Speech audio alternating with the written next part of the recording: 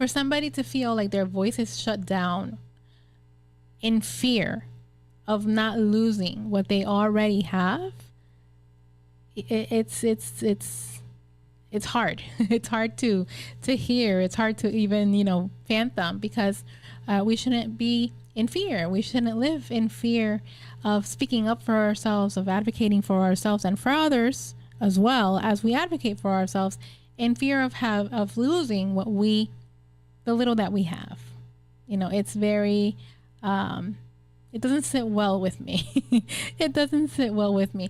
On the same token, though, I feel like we, as people with disabilities, everyone, but as people with disabilities, we have to be mindful of what we are doing and how we are getting our voices to be heard, what we are doing to get our voices to be heard.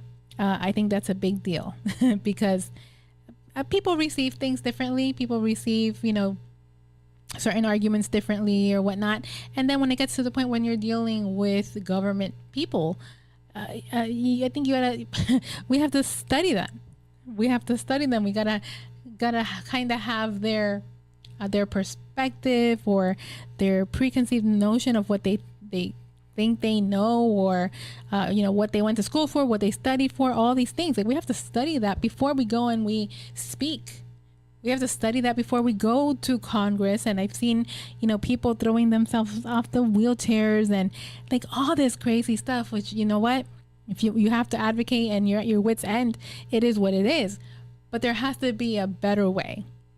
There has to be a better way of advocating for ourselves and for other people, where we're not being humiliated, nor are we putting ourselves in a humiliating position.